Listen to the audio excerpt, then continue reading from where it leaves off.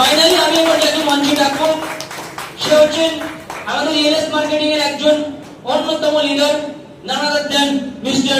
Poshen sir. So I request you, Poshen sir, please come on the stage. So thank you so much, Poshen sir. Poshen sir কে সংক্ষেপে কিছু বক্তব্য রাখার জন্য অনুরোধ করব। Thank you Rimi sir. ভালো আছেন সবাই? স্যার খুব সুন্দর কথা বলেছে, তাই না? স্যারের মতন অত সুন্দর হয়তো কথা বলতে পারি না, কারণ আপনাদের মতন প্রত্যন্ত গ্রাম থেকে আমি এখন এসেছি।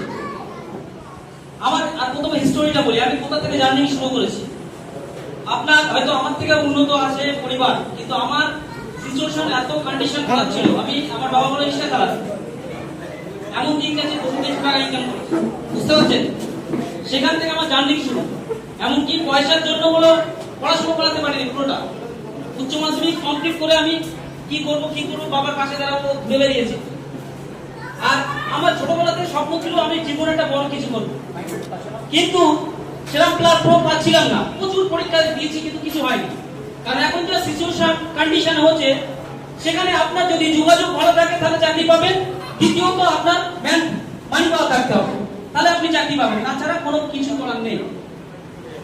তারপরে এইভাবে ঘুরতে ঘুরতে আমি একটা ডাইরেক্ট সেলিং কোম্পানি প্রথম গিয়েছিলাম, কারণ ডাইরেক্ট সেলিং কোম্পানি একটা এমন একটা প্ল্যাটফর্ম যেখানে আপনি একটা সাধারণ মানুষ একটা অসাধারণ করে তোলার ক্ষমতা রাখে, যার জন্য আমি সেই কোম্পানি গিয়েছিলাম এবং একদিন দুদিন নয়, দীর্ঘ 4 বছর মেহনত করেছি কিন্তু কিছু করতে পারিনি।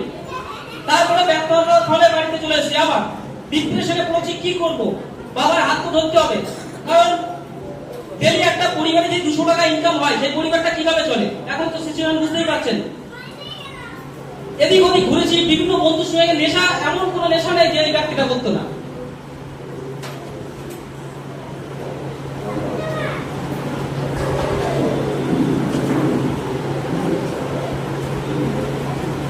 তারপরে একদিন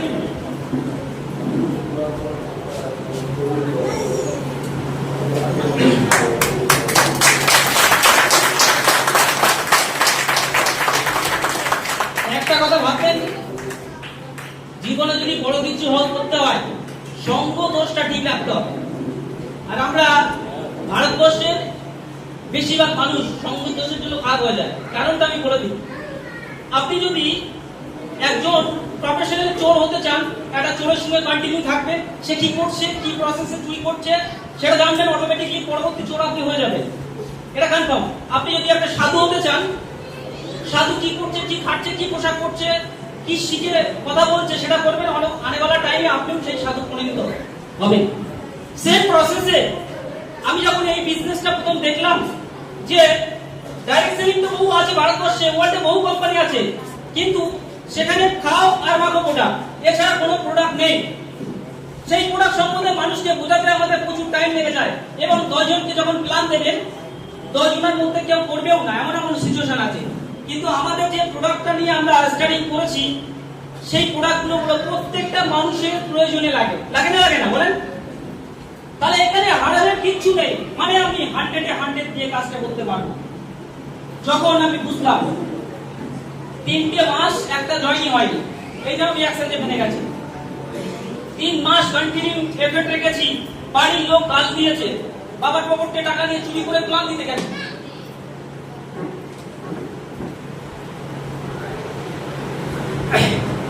বাড়ির লোক তাড়িয়ে দিয়েছে, আমার আরে হাততালি কোথায়?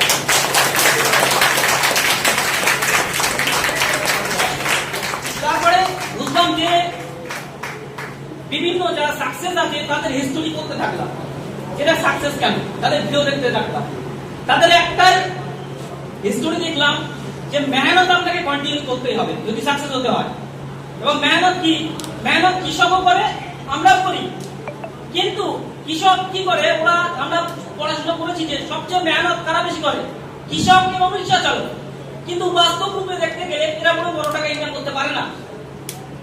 অন্যদিকে দেখেন যারা নিজের টাইমটাকে মাল্টিপ্লাই করছে, বিজনেস করছে, তারা লাখো কোটি টাকা ইনকাম করছে। যখন আমি এইটা বুঝতে পারলাম যে একা মেহনত করে বড় কিছু করা সম্ভব নয়, তখন কন্টিনিউ এফেক্ট রাখলাম। আস্তে আস্তে 3 মাস পরে একটা জয়েনিং, 100টা প্ল্যান দেওয়ার পরে মাত্র 10 জন জয়েনিং। এই 10 জনের মধ্যে সবাই কাজ করেনি, 10 জনের মধ্যে মাত্র 2 থেকে 3 জন কাজ করেছে, আর এই 3 জন থেকে আজকে 850 থেকে 1500 সেন্টিং কাজ করতে চাইছে।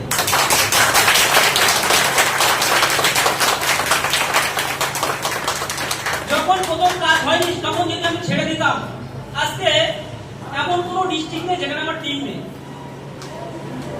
আমাদের বিজনেসে বেশিরভাগ মানুষ ফেলিওরের কারণটা কি? কারণ স্যার আমরা কমফোর্ট জোনটাকে ছাড়ি না। যে বাবা মা তো কাজ করছে, ওর পয়সাটা চলে যাবে, কিন্তু আপনার পেছনে যদি জ্বালা থাকে, ভূত থাকে, দেখবেন সাকসেস কেউ উঠতে পারবে না। দুনিয়ার কোনো নেগেটিভ আপনাকে নেগেটিভ করতে পারবে না। আপনি যদি কন্টিনিউ এফর্ট রাখেন, সাকসেস আসবে যাবে। কারণ আমার মতন একটা মধ্যবিত্ত পরিবারের ছেলে, যেখানে আমার বাবা মাত্র 200 টাকা ইনকাম, 200 টাকা রিক্সা চালাতো ছেলে, আজকে পার মান্থ 40+ ইনকাম করে। বুঝতে পারছেন?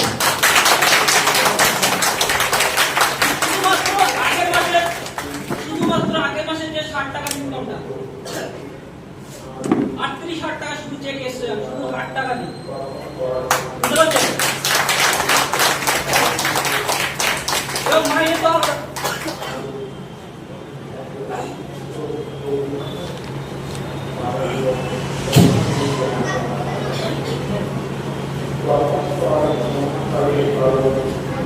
মাইনেটা তো বাদ দিলাম, সিরেফ 60 টাকার প্ল্যানটা বললাম।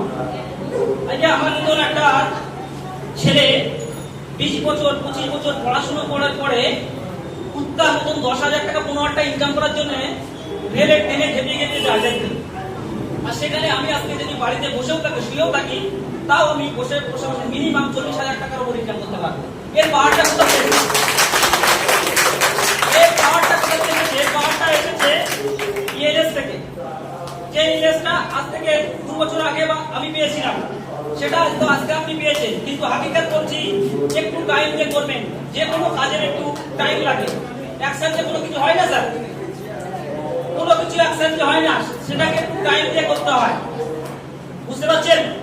আর আপনি, আমি টাইম মাল্টিপ্লায়ার একটা রেশিও টাকা, এই রেশিওর জন্য বলে আজকে এই বিজনেস আমি সাকসেস। আজকে বলে ভারতবর্ষের 100টা মানুষের মধ্যে 80% মানে 80টা মানুষ একা মেহনত করে। ওরে তো একা মেহনত যদি আপনি পার ডে 10 ঘন্টা কাজ করেন, এক মাসে কত হবে? 300 ঘন্টা হবে। তাই 12 × 300 মানে কি এক বছরে আপনার 3600 ঘন্টা কাজ হচ্ছে। এর বেশি আপনি মেহনত করতে পারবেন না। এখন যে কাজটা করছেন, আপনি নিজে একবার ভাবেন, আনেওয়ালা 50 বছরও যদি করেন, আপনি জীবনে ফ্রি হতে পারবেন? যদি আপনার কাছে এটা হয় যে ফ্রি হতে পারবেন না, তাহলে আপনার জন্য ইএস কোম্পানি। কারণ আমি একটা ছোট রেশিও বলি স্যার, আপনি যদি মাসে 2 জয়েনিং করান, আর ওই 2 জয়েনিংকে যদি সঠিক প্রসেস, সঠিক জানকারি দেন, ওদের থেকে যদি 12 মাসে যদি 1000 সেন্টিং হয়, তাহলে ওরা যদি পার ডে 1 ঘন্টা কাজ করে, যেটা আপনি সারা মাসে করতে পারছিলেন না, সেটা পার ডে 1000 ঘন্টা কাজ হচ্ছে। এর জন্য বলে ইএলএস করবেন। টাইম মাল্টিপ্লায়ার বিশাল টাকা। কারণ আমরা কম বেশি কোনো সবাই কোনো না কোনো সিম ব্যবহার করছি, তাই না? আপনি রিচার্জ করছেন, আপনার টাকায় কেউ না কেউ বড়লোক হচ্ছে না? হচ্ছে তো? আপনি বাড়ি কেবল লাইন ব্যবহার করছেন, কিন্তু আপনার টাকায় কেউ না কেউ বড়লোক হচ্ছে। মানে এরা হলো টাইম মাল্টিপ্লাই করেছে। এরা লোককে জয়েনিং প্রসেস এনেছে। আপনারাও সেরকম একটা প্ল্যাটফর্ম পেয়েছেন, আপনি চাইলে কোনো সেখান থেকে অনেক কিছু করতে পারেন। বুঝতে পারছেন? বুঝতে পেরেছেন সবাই? তো যারা এখনো বুঝতে পারেননি, তাদেরকে বলবো অবশ্যই অফিসে গিয়ে জিনিসটাকে ক্লিয়ার হয়ে নেবেন। কারণ 2030-এর মধ্যে আমাদের কোম্পানি এমন একটা জায়গা করতে চলেছে, এখন যদি ছেড়ে চলে যান, তো হাকিকত বলছি আনেওয়ালা টাইমে আফসোস করবে। কারণ আপনার বাড়ির পাশে কেউ যে ডায়মন্ড হয়ে যাবে, তখন আপনি বুঝতে পারবেন।